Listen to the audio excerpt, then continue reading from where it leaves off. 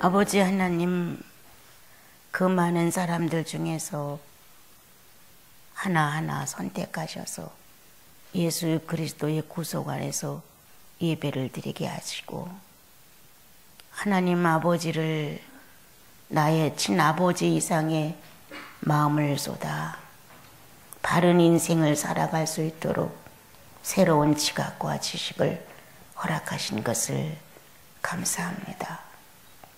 분명하고 뚜렷한 영생에 관하여 우리가 소홀히 하지 않고, 어디서 어떻게 현실을 만난다 할지라도 그 현장에서 예수인의 모습을 낙오시키지 않고 그대로 진행시킬 수 있도록 권고해 주셔서 고맙습니다. 오늘도 이렇게 주님을 사랑하고 존중히 여기는 거룩한 주의 백성과 더불어 예배를 드릴 수 있게 하시니 고맙습니다. 실은 전체 식구들의 영혼 안에 좀 더 성별된 삶의 표현이 있게 하시고, 어디서 무엇을 할지라도 그것이 바로 거룩한 곳이요 주의 성령이 임재한 곳이라는 것을 잃지 않게 하옵소서.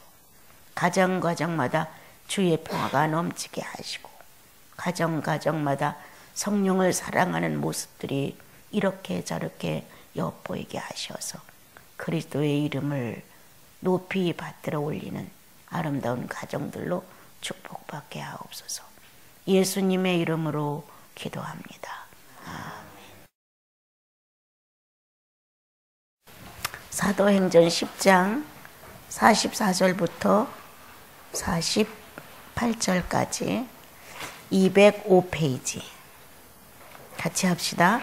베드로가 이 말을 할 때에 성령이 말씀 듣는 모든 사람에게 내려오시니, 베드로와 함께 온 할례 받은 신자들이 이방인들에게도 성령 부어주심으로 말미암아 놀라니, 이는 방언을 말하며 하나님 높임을 들음이로라.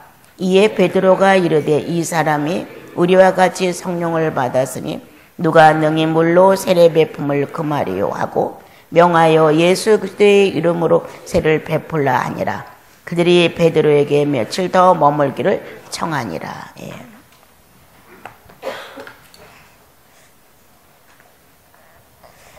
시간이 갈수록 이제 이 성도들의 마음 안에 하나님의 어떤 자극제가 늘 활동을 하셔서 외부적으로 문제가 발생되든 내부 안에서 어떤 갈등이 일어나든 일단 성도를 주님은 늘 괴롭혀 주셔야 우리들은 조금 더 발전할 수 있습니다.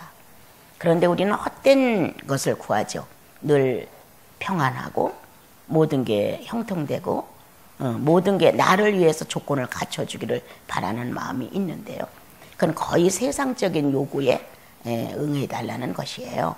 그러나 실제로 우리가 그리스도 안으로 들어가 보면 주님이 어떤 분이셨냐면 늘 신음하시는 생활 속에서 우리들이 예수 믿고 구원을 받으면 이러한 인생사로부터 떠나 하나님께서 원하시는 목적이 무언가를 알아내고 그 안에서 낙을 누리고 그것이 기뻐서 거기서 만족감을 얻고 이 땅에서는 누구든지 7, 80 이제는 나이가 늘어 100세라 할지라도 어차피 떠나는 것, 이제 떠나야 되는 세상에 대하여 애착할 것이 아니라 다시 맞아들여야 되는 주님의 세상에 대하여 관심을 가질 수 있도록 주님이 저희들에게 여러 가지 방법으로 자극을 하게 하십니다.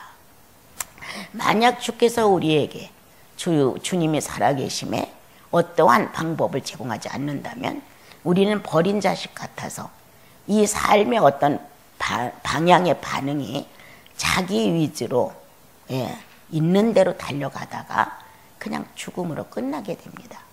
그런데 사생활 중에 아주 우리가 볼 때는 자잘구레하고 형편없는 것 같고 뭐 이 정도는 아무것도 아닌데라고 생각하는데 거기에서 주님은 많은 문제들을 발생시켜 줍니다.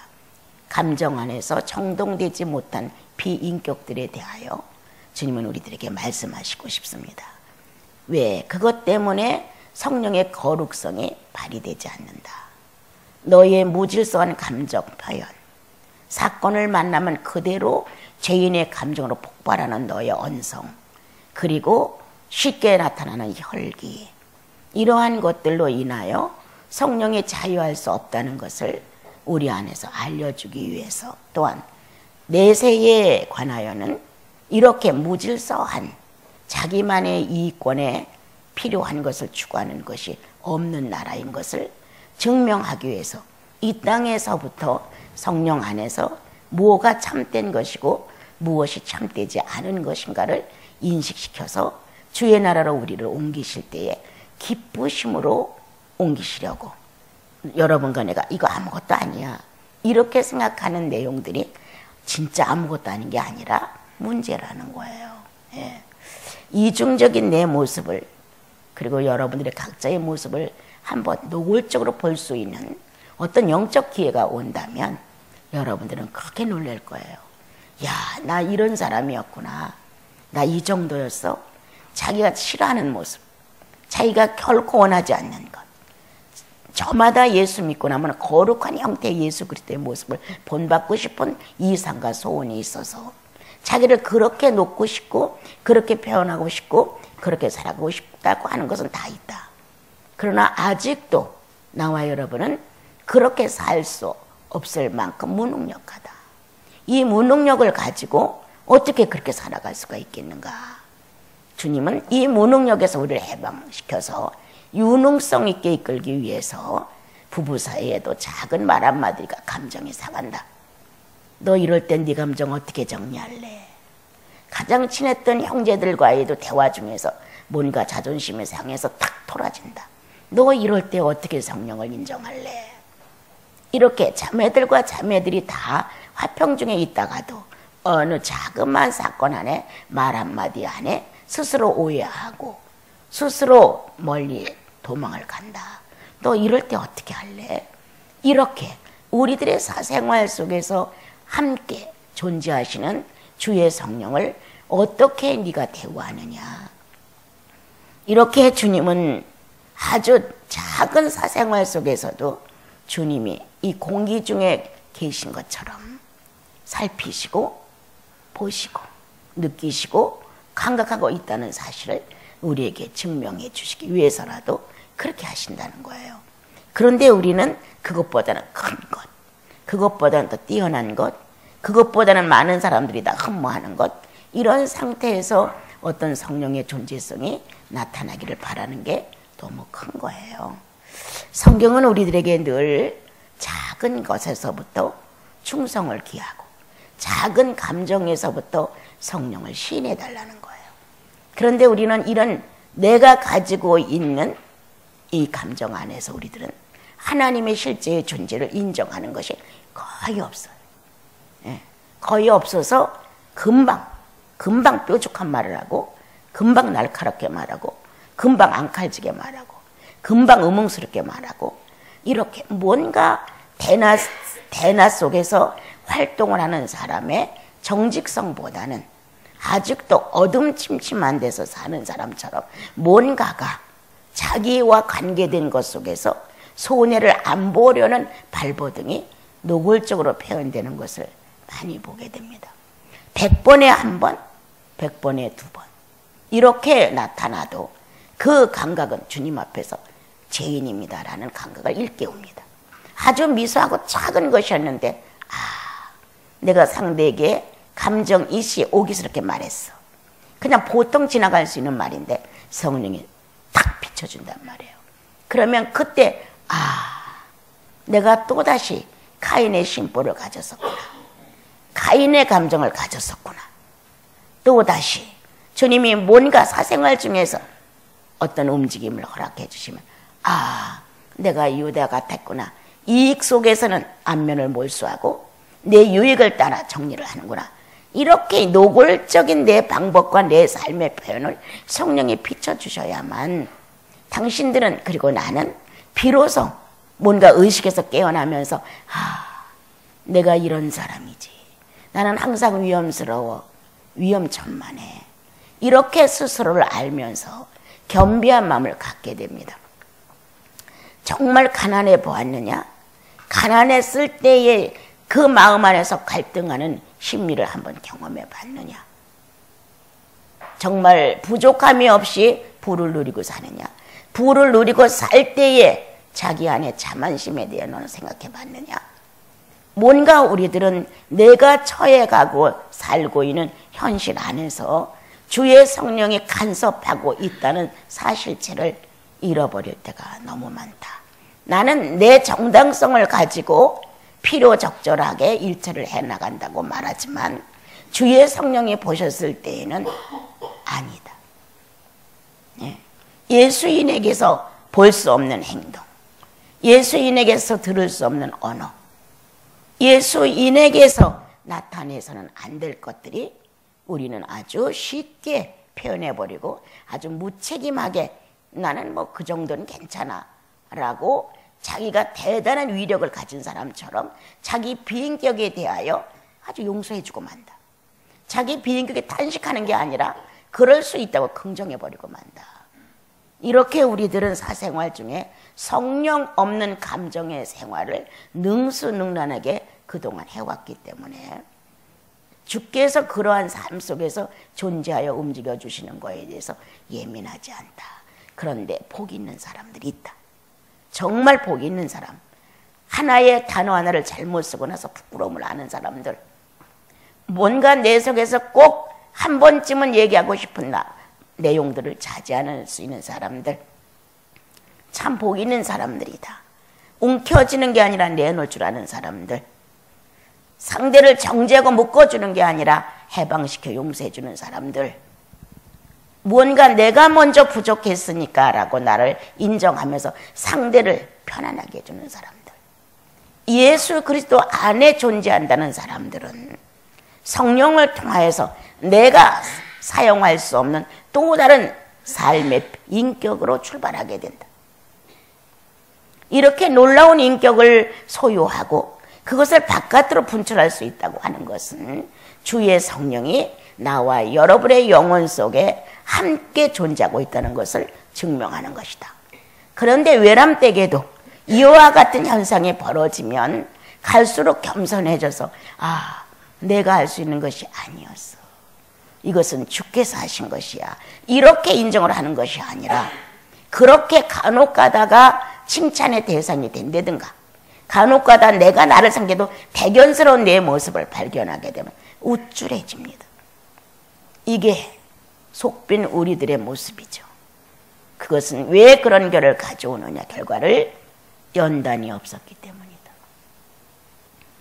잘했다고 생각했는데 못한 결론으로 떨어져 내게 어떤 시련이 왔다. 못했다고 생각했는데 잘했다고 분수에 지나치게 또 시련이 왔다. 어떤 것이라도 내 사생활 속에 시련의 대상이 되어서 연단된 표현으로 볼 수 있어야 한다.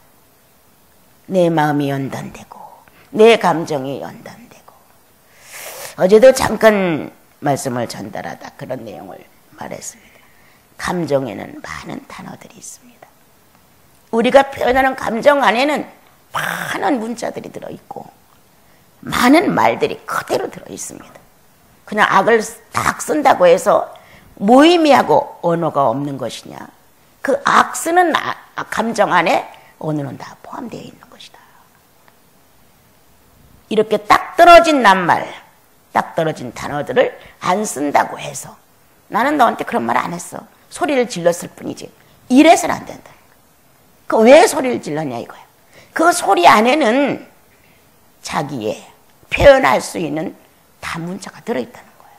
뭔가 서로가 어긋나면 그만둬라는 식으로 픽 소리를 지르고 상대를 탁 밀어뜨려요. 난 너한테 나쁘단 말 안 썼다는 거예요. 그 행동은 너무나 많은 단어들을 포함해서 전달되었다. 그때의 내 가슴에서 나간 언어 없는, 단어 없는 감정은 살인이라는, 미워한다는, 싫다는 이 단어를 포함하고 쏟아져 나갔다. 그런데도 우리는 스스로 자기를 변호하죠. 난 너한테 나쁜 사람이라고 말 안 했어. 나는 너한테 너를 어떻게 한다고 말하지 않았어. 이렇게 자기가 한 행동과 감정과 그리고 표현들에 대하여 아주 아무렇지도 않은 거예요. 그러나 그 감정은 무서운 단어들을 다 포함하고 있었다는 거예요. 그 행동들은 많은 문장을 엮어낼 수 있는 것들로 꽉 차 있었다는 거예요. 이거를 살피시는 게 성령이시다. 사람은 그래 네가 말 안 했어? 알았어. 이렇게 정리하지만 성령은 아니에요. 너는 아주 악한 단어를 최대한 쓰려고 노력했지. 네 감정 안에서. 너는 주께서 원하시지 않는 또 다른 죄인의 실체를 가지고 너는 행동했지. 성령은 정확하게 우리 안에서 그와 같은 것을 나열시켜서 알게 하신다는 거예요. 예수 믿고 축복받은 것 중에 하나는 죄를 발견할 수 있다는 거예요. 나는 그게 너무 감사한 거예요. 야, 무지했던 내가 이렇게 말 한마디에 잘못을 한 거지. 옛날에는 잘못이라고 못 느꼈는데 야, 잘못이라는 인식으로 나를 탁 사로잡아 주는 거예요. 예. 이런 말 한마디를 들으면 참을 수 없었던 내가 숱한 말을 들어도 관심이 없어지는 거예요. 성령 자체가 나와 여러분의 인격 안에 오셔서 자신을 세워가시는 거예요. 한 사람의 예수 그리스도를 만들어 가시는 거예요. 아담으로 인하여 소원해본 수천 년의 역사가 그대로 쌓여 있는데 예수 믿고 구원받고 나니까 성령이 막 자유하신 거예요. 그래서 강영혼 속에 들어오셔서 이제 아담이 쌓아놓은 역사는 무너져 내리고 예수 그리스도가 쌓아놓으신 역사를 이루기 위해서 쉬지 않고 일하시는 거예요. 넌 왜 눈의 시력이 연약해? 너는 냄새를 맡지 못한다.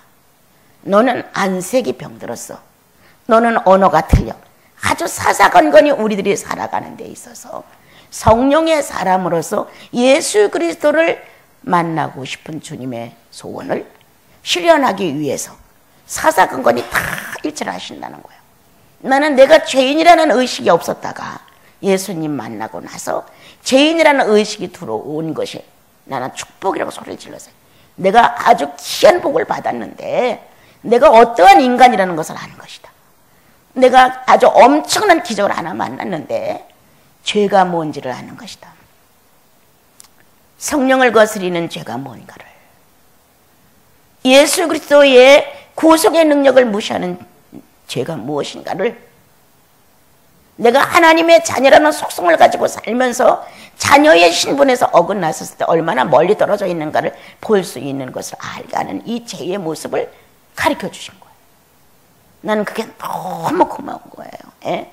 자다도 뻘떡 일어나서 무릎을 꿇고 나 그거 잘못했어요 주님. 누가 알아줍니까? 살아계신 내 아버지 앞에 자녀는 연약성을 고백하면서 그거 주님 내가 잘못했어요. 옳지 않았어요. 자다가라도 일어나서 잘못된 어떤 의식이 나를 깨우면 그대로 무릎을 꿇는 거예요. 잘못했다고. 이렇게 삶의 전체를 주님이 주관하셔서 이끌어 가시니 이보다 더 큰 기적이 어디 있어요. 예. 어느 날 주님이 네가 곁눈질 했느니라. 나는 내 생활에서 이 곁눈질이라든가 눈을 이상하게 뜨는 이걸 잘 모르고 살았어요. 예. 그런데 어느 날 주님이 내 속에다 너는 곁눈질 했느니라. 이 곁눈질 했다는 이 내용이 내 영혼에 파고 들어왔을 때 처음에는 없는 것 같았어요. 뭘 곁눈질 했지? 내가 뭘 어떻게 했지? 정말 아니었어요. 그런데 우리 집 여기 이거 짓기 전에 여기다가 텐트 치고 살 때 부엌을 하나 텐트로 만들어서 난로를 놓고 살았었어요. 거기서 밥을 해 먹고. 그런데 외부에서 손님이 오셨었어요. 내놓으라 하는 손님이. 그때 우리는 엄청 어려움을 겪는 경제의 난 속에서 허덕이는 그때였어요. 예. 그렇지만 지금이나 예나 뭐 그런 거에 대해서 내가 연연하거나 원하거나 이런 건 아니었어요. 그런데 그 옆에서 그분이 지갑을 꽉 여는데 예수원에서 오셨던 어떤 수녀님이 계속 그 지갑을 열 때마다 쳐다보는데 이분은 눈물 닦느냐고 열고 콧물 닦느냐고 열고 이렇게 여러 가지로 이 지갑을 자꾸 열었어요. 그런데 그 수녀님이 자꾸 이렇게 곁눈질하는 게 내 눈에 꽉 들어왔어요.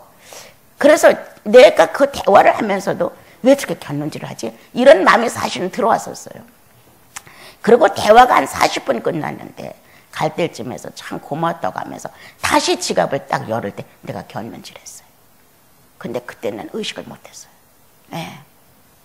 혹시나 이렇게 방문을 했으니까 그 사람은 어떤 마음에서 곁눈질을 했는지 모르지만 나 같은 경우는 마지막 지갑을 열었을 때 현금을 놓고 가려고 해나 이런 순간적인 내 얄미운 마음이 확 지나갔던 거예요. 그렇지만 이게 크게 자리 잡지 않았기 때문에 관심이 없었던 거예요. 전혀. 그리고 그분은 그냥 갔어요. 아무렇지도 않았어요. 그런데 어느 날 주님이 너 곁눈질했느니라. 그 내용이 내가 비참해지는데 내가 서울에서 학원을 할 때 애들의 등록금이 그 가예비가 들어오는 날은 500~600명이니까 어느 날은 이렇게 쌓이는. 이랬던 내가 지금 내가 곤란하다고 해서 그 부자 성도가 와서 마지막 지갑을 열을 때 행여나 헌금을 주고 갈까 내가 이렇게 기대했단 말이야. 이 비참함이 나를 막 사로잡는 거였어요. 이야, 난 앞으로도 또 이와 같은 문제가 나오면 나는 또 곁눈질할 거 아니야. 이런 마음. 나 이렇게 천한 여자였나. 예수 그리스도의 구속의 능력이 나를 여기까지 몰고 왔는데 지금 잠깐의 어려운 생활 속에 내가 곁눈질을 해? 어떻게? 내가 감당이 안 되더라고요. 정말 비참했어요. 여러분들은 가난해서 허덕였을 때, 특히 자식들을 놓고 교육을 했을 때, 못 줄 때 비참해지잖아요. 다른 사람들은 떵떵거리고 줄 만한 거 다 주고 다 생활시키는데 나는 아비로서, 나는 어미로서 그런 걸 다 못했을 때 여러분들 얼마나 어려워요. 나 그거 이해 안 되니까요. 예. 거기에 100% 내가 동참을 못해도 내 마음에 가슴앓이가 있어요. 얼마나 하고 싶을까? 얼마나 주고 싶을까? 다 있단 말이에요. 그런데 나는 내 자체가 그런 거에 대해서는 정말 물질에 대해서는 관심이 없다고 생각한 거예요. 그런데 주님이 너 곁눈질했느니라. 나는 그 자매가 곁눈질하는 건 내가 여러 번 봤지만 내가 곁눈질을 했다고 하는 건 몰랐던 거예요. 그래서 그 당시 내가 비참해졌던 마음을 가지고 주님 앞에 용서를 빌었어요. 이거보다 내가 더 가난하면, 더 군색하면, 이거보다 물질이 더 필요하면 나 어떻게 변할까요? 지금 나 어떻게 변할지 모릅니다. 비참하게 그 지갑을 여는 걸 곁눈질을 해봤다는 내 모습이 그대로 노출되는데 견딜 수가 없는 거예요, 여러분. 이렇게 나를 보게 하시는 예수 그리스도, 주의 성령, 얼마나 값진 분이 내 속에 왔냐.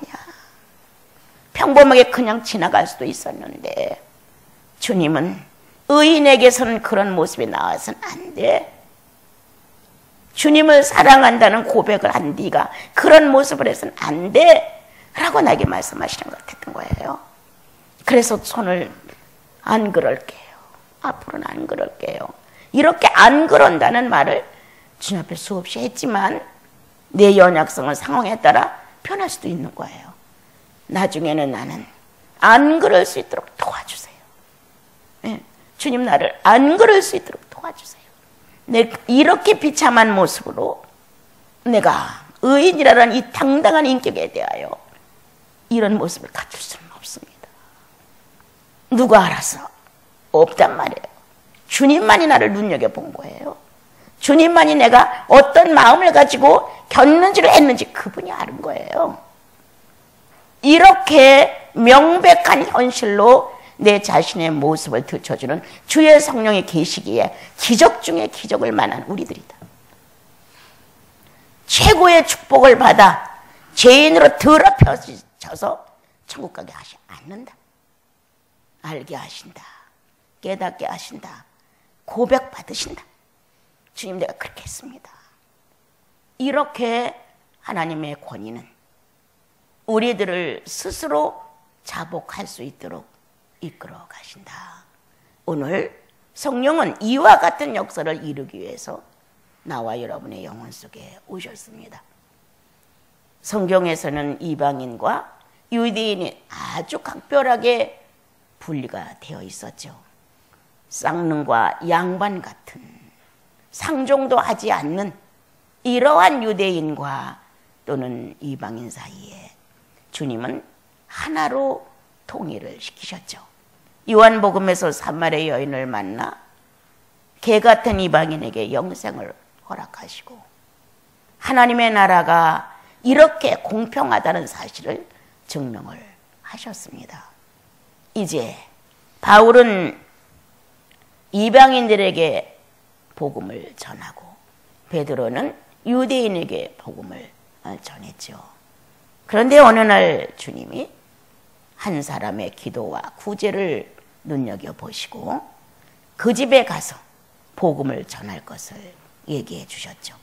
그 사람도 역시 여전히 기도하고 선한 양심을 갖고 보통 자연인으로서는 의로운 사람이었죠. 주님이 그 사람 기도 시간에 나타나셔서 이렇게 베드로를 정해라. 그리고 그에게 하나님 말씀을 들을 것을 권유하셨죠. 이렇게 서로가 움직여가는 성령의 역사 속에서 이제 하나님의 말씀을 들고 그 집을 방문하게 됐죠. 이 내용은 얼마만큼 중요한 것이냐. 그냥 기도하는데 성령이 임했느냐? 예배를 보는데 그냥 성령이 임했느냐? 아니다. 말씀을 듣는 중에 말씀과 함께 주의 성령이 임재하셨다는 내용을 강력하게 기록을 하셨습니다. 특히도 이방인들에게는 여호와라는 지식이 없습니다. 이방인들에게는 자기의 신과 이방의 숱한 신들을 다신적으로 믿어왔기 때문에 유일신이 없습니다, 여러분. 그래서 거기서 만약 기도하는데 찬송하는데 감동을 받고 내가 하나님의 성령을 받았다. 난 이런 걸 엄청 싫어하는 사람 중에 하나입니다. 기록된 말씀에 의해 확인해라. 기도하다 구속을 받았느냐? 찬양을 하다 구속을 받았느냐? 어떤 집회에 가서 같이 통성기도하다 은혜를 받았느냐? 그거를 무시하는 것은 결코 아니다. 그럴 수 있다. 주의 성령은 나를 구속으로 이끌기 위하여 간접적인 외부의 역사를 통하여 하나님의 실존에 대해서 내가 실감할 수 있게 하실 수 있다. 그러나 원목적을 이루신 것은 아니다. 그리스도를 만나 죄로부터 해방을 하기 위한 주님은 방법을 제공한 것뿐이지 그 자체가 구속을 이루는 것은 아니다. 의롭게 구제와 기도로 당대의 축복을 받았던 고넬료라는 그 사람이 구속을 받은 건 아니었다는 거예요. 그럼 하나님의 신을 여러 번 만난 거예요. 네. 그의 착한 본심과 이방인으로서 어떻게 하는 것이 사람의 도리인가, 어떤 것이 참신인가, 이렇게 고민하며 살아가는 그에게 주님은 큰 눈을 뜨고 보시면서 이렇게 이방인 중에 바른 도에 하나님을 찾는 사람이 없는데 네가 하나 있구나. 이렇게 보시고 베드로를 연결을 시켜 주셨습니다. 기도 중에냐? 찬송 중에냐? 여럿이 모여서 공동체의 예배 중에 통성기도 속에서냐? 아니다. 베드로가 가서 나사렛 예수 그리스도에 대한 말씀을 전달함으로 그 말씀의 주인이신 주의 성령이 말씀을 듣는 모든 무리에 동시에 임재해 왔다라고 기록을 하셨습니다. 얼마나 확실하냐? 나는 나사렛 예수 그리스도에 대한 얘기를 듣는 이 시점에서 내 영혼의 마음이 열렸다 했던가? 하나님의 거룩한 섭리가 죄인을 구원하기 위해서 나사렛 예수를 이 땅에 보냈다든가 라는 나사렛 예수의 근거된 내용이 전달되므로 영혼들이 열려지게 됩니다. 아, 우리를 살릴 수 있는, 이방인을 살릴 수 있는 가장 최고의 법은 구세주가 필요했다. 대신 죄를 짊어지고 제물이 될 수 있는 사람이 필요했다. 하나님께서는 예수 그리스도를 이 땅에 보내서 모든 죄인의 죄를 감당할 수 있는 제물로 예수님을 받으셨다는 어떤 이러한 내용이 전달되므로 영혼은 알아들었다. 이방인일지라도 유대인일지라도 영혼을 살리는 구속사업의 능력은 똑같다. 그러므로 듣는 무리 위에 말씀이 각 영혼의 죄를 부시면서 들어가기 시작했다. 나사렛 예수라는 실체가 각 영혼의 모든 담을 부서지게 만들었다. 성령은 거기에 큰 동력을 하셔서 어둠을 광명으로 확 밝혔다. 그러므로 각 영혼들이 나사렛 예수 그리스도의 죽으심과 부활된 속죄에 대한 내용을 들으므로 거기서 성령은 큰 동력을 하셔서 어둠을 광명으로 펼쳐주셨다. 어떻게 이 백인이 성령을 받을 수 있어라고 다들 의문했다. 어떻게? 성민인, 선민인, 유대인만이 독점할 수 있는 것인데 어떻게 이 개같은 이방인들에게 성령이 임할 수 있단 말이냐? 창조는 동일하다. 생기를 받은 건 동일하다. 생기로 말미암아 타락된 것도 동일하다. 예수 그리스도의 구속사업이 동일하다. 믿는 자에게 성령의 효력도 동일하다. 그리고 자녀됨에 동일하다면 천국도 동일한 것이다. 주님은 에덴에서 분리된, 에덴에서 타락되어 나간 죄인과 의인이라는 이러한 것을 다시 하나로 통일시켜서 내 백성이야 라고 정리하셨다. 내 백성이야. 이스라엘 민족만 놓고 내 백성이야 했던 범위가 깨져나가고 지구는 다 내 백성이야. 예수 그리스도가 이 땅에 오셔서 구속의 완성을 보신 그날부터 하나님의 마음은 크게 설계되었다. 내 백성이야. 누구도 손댈 수 없어. 이렇게 예수 그리스도의 구속의 능력이 이 땅에 임하게 되었을 때부터 내 백성이야. 분리되지 않았어. 이렇게 자신만만하게 이미 하늘에서 정해진 생기를 통하여 구속, 하나님의 사람이라고 인정을 받은 아담의 후손들 동일하게 죄를 짓고 죄인의 후예로 떠나간 사람들. 그러나 다시 예수 그리스도가 오심으로 정리하여 내 백성이야. 인류는 내 백성입니다. 그래서 용서해야 됩니다. 용서할 수 없는 일이 한두 번 아닙니다. 하나님께서 선포하셨습니다. 내 백성이야. 개 같은 이방인 내 백성이야. 거룩하다고 자부하는 유대인 너도 내 백성이야. 내 백성이라는 수준은 동일하다는 거예요. 오늘 나와 여러분의 영혼 안에 주님의 말씀이 선포된다면 내 백성이야. 그가 좀 못났어? 내 백성이야. 그가 좀 유익해? 내 백성이야. 어떠죠? 내 백성이야. 네 이웃에 사는 네 형제가 짧아? 네가 길어? 맞춰라. 한 사람이 길면 짧은 사람 거를 가서 맞춰야 되지 않겠느냐? 한 사람이 짧으냐? 긴 사람이 가서 맞춰야 되지 않겠느냐? 왜 짧음과 기름이 내 이웃에 있느냐? 맞추라. 나와 여러분은 마음이, 나는 여러분은 좀 다를지 몰라요. 나는 좀 옹졸합니다. 예. 성령이 내 안에서 움직여 가니까 내가 좀 너그럽고 넓은 면이 조금 있는 거지. 나 자체는 옹졸합니다, 여러분. 예. 옹졸한 내가 너그러운 마음으로 좀 더 넓힐 수 있는 마음으로, 부드러운 마음으로 현실을 해결해 나갈 수 있다고 하는 것은 그분의 영역입니다. 그분의 속성이 내 안에 들어와서 옹졸한 나를 뒤로 이렇게 밀어내시고 당신의 관용과 너그러움으로 상대의 옹졸함을 감싸게 만들어줍니다. 나와 여러분 영혼 안에는 성령의 보자기가 있습니다. 예. 기도하는 중에 많은 짐승들이 이렇게 내려오니까 잡아먹어라. 어떻게 이 부정한 짐승을 잡아먹어요? 라고 베드로가 말했어요. 잡아먹어라. 이 여러 종류의 짐승들은 다 가증한 것이 많은데 어떻게 이거를. 주님은 한참 있다가 내가 거룩하다고 하는 것을 네가 부정하다느냐. 이거죠. 내 백성인데 내 거라고 하는데 너는 아니라고 하느냐. 내 자식이라고 칭하고 싶은데 너는 아니라고 하느냐.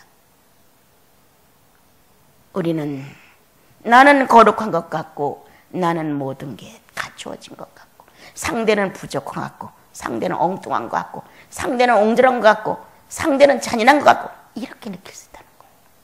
그런데 주님은 내 백성이야. 이렇게 의인과 죄인을 놓고도 주님은 오늘도 내 백성이야 라고 예수 오신 이후에 엄청난 선포를 하셨다. 내 백성이야. 내 백성은 주님의 고난 안에 우리는 상대를 무시할 능력이 없습니다. 차별하여 넌 좀 더 배웠어? 나는 네가 더 배운 게 좋아. 지식 있는 사람을 쫓아가. 당신은 부자야. 돈 있는 사람을 쫓아가. 당신은 뭔가 지식이 풍부해. 무언가 나보다 더 있는 것을 쫓아가는 우리들은 이런 모습은 아니다. 저 사람은 좀 더 악해. 저 사람은 더 악해. 저 사람은 더 악해. 더더욱이 악해. 이래. 그럴지라도 주님이 말씀하시는 내 백성이야. 이렇게 내 백성이라는 평등을 큰 소리로 선포하셔서 개 같은 이방인에게 성령이 존재하게 하셨다. 나와 여러분, 본래 당신들과 나는 성민이 아니었죠. 개 같은 이방인이었죠. 그런데 예수 그리스도가 오셔서 개 같은 이방인을 하나님의 자녀로 바꿀 수 있는 역사를 하심으로 우리는 그 안에 축복을 받았죠. 큰 선포가 여러분과 내 영혼 속에 이루어졌죠. 내 백성이야. 내가 책임진다. 이렇게 그리스도의 구속은 믿는 자와 믿지 않는 자의 경계를 하나로 만들어 놓으셨고 내 백성이라는 그분의 선포 안에는 약자, 강한 자, 미련한 자, 지혜로운 자, 가난한 자, 부자, 병든 자, 건강한 자 이름 말할 수 없는 수만 가지의 짐승들의 형태가 있는 것처럼 우리들은 수만 가지의 비인격을 가지고 살아가고 있는 거예요. 그런데 그 가운데 주님의 거룩한 선포, 내 백성이야. 누구도 손댈 수 없어. 이러한 보장을 주께서 하셨습니다. 자, 그 다음 다시 이제 나사렛 예수의 말씀을 듣고 성령이 임재했다면 최고로 나타난 내용이 다들 뭘까요? 탄식이었습니다. 네. 죄인이라는 사실, 이 죄를 무너뜨릴 수 있을 만큼 강력한 하나님의 사랑이라는 사실을 그 영혼 속에서 주님은 역사하셨다는 거예요. 여러분들 구원받을 때 알잖아요. 네? 배고파니까 밥덩어리 하나 주고 끝난 거 아니잖아요. 영원히 목마르지 아니한 생수로 축복을 하셨잖아요. 영원히 배고프지 않도록 생명의 떡 예수님을 주셨잖아요. 너무 확실하지 않아요? 그런데 맨날 목마른 것처럼 쪽박 하나 차고 다니면서 기웃기웃하고 한 모금 떠서 얻어 먹어볼까? 날마다 내 안에서 새로운 떡을 만들어서 충분히 배불리 먹고 가난한 자에게도 줄 수 있는데 불구하고 우리는 줄여 죽는구나. 안 해. 이러한 모습을 우리는 재현할 수 없습니다. 없는 자에게 네 떡을 좀 주면 안 돼? 밤새 내가 고생하고 빚었는데요. 그럼 남으면 뭐 할 건데? 곰팡이 싫어.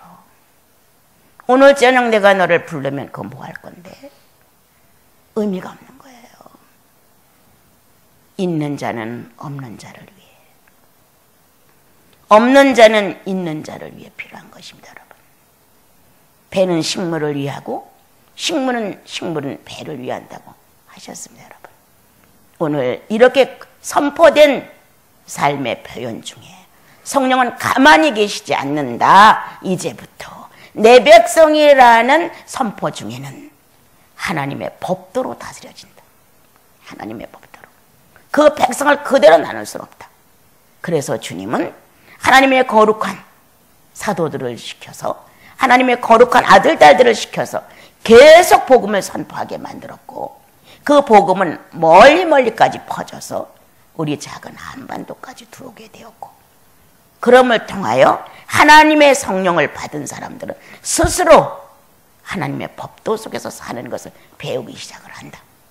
성령은 죄와 죄인 것을 정확하게 구분해 가리키고, 예수 그리스도의 구속은 아주 100% 하나님의 자녀의 뿌리가 내려졌다는 사실로 그 속성을 계속 제시하신다. 피해 갈래에 피해갈 수 없게 만들어 주신다. 그러므로 다시 한번 큰 선포가 떨어진데 내 자식이야 라고 나옵니다.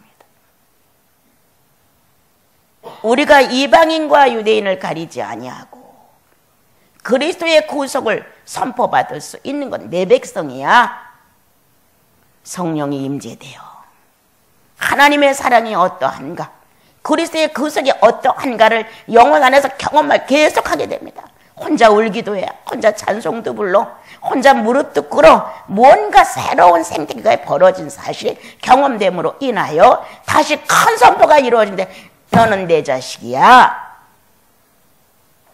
유전자가 동일해. 내가 영생이면 너도 영생이야. 내가 하나님이면 너도 하나님의 기질과 속성을 그대로 받은 거야. 내 자식이야.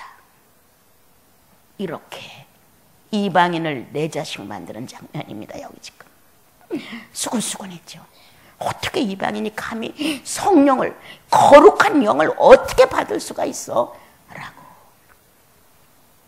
하나님께서는 악인과 의인을 균등히 여기셨다. 단 예수님을 놓고, 예수 그리스도를 놓고 악인과 의인을 차별하지 아니하셨다.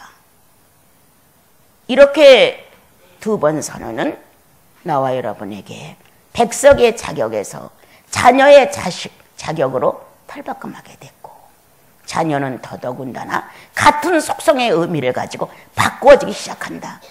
시각이 달라졌어. 청각이 달라졌어. 모든 감각기관이 하나님이라는 존재를 발견하기에 아주 힘있게 활동하기 시작을 했죠. 우린 인체적으로 사람을 봤을 때 뇌, 생각하고 느끼게 하고 뇌가 한다. 다른 면으로 심리학적으로 봤을 때 정신계야. 신학적으로 들어가면 영이야. 이렇게 봅니다. 뇌라는 상태에서 인간의 구조를 놓고 우리가 연구를 해보자. 얼마만큼 연구하겠느냐. 정신이라는 것을 놓고 연구해보자. 얼마만큼이냐. 우리는 아주 한계적이다. 그러나 영이라는 것을 놓고 본다면 성령이 개입되어 있기 때문에 무한의 문을 열 수 있다. 뇌는 아주 한계적이다. 정신은 조금 더 한계적이다. 그러나 영은 아니다. 이 영을 다시 살려서 하나님과 같이 활동하기 위하여 성령이 오신 것이다. 생기로 하나님 자신을 우리에게 넣어 움직일 수 있게 했지만 완벽하지가 않았다. 그런데 주님은 예수 그리스도를 통하여서 우리에게 성령을 넣어주심으로 생기의 수준에서 머무르면 그건 바보다, 백치다. 왜 성령을 받아서 그리스도의 장성한 분량까지의 침노의 축복을 받았는데 뭐 때문에 생기에 주저앉아 오늘도 선악과 앞에서 절절매고 있느냐. 생기 정도는 맨날 시련을 받아야 되는 거예요.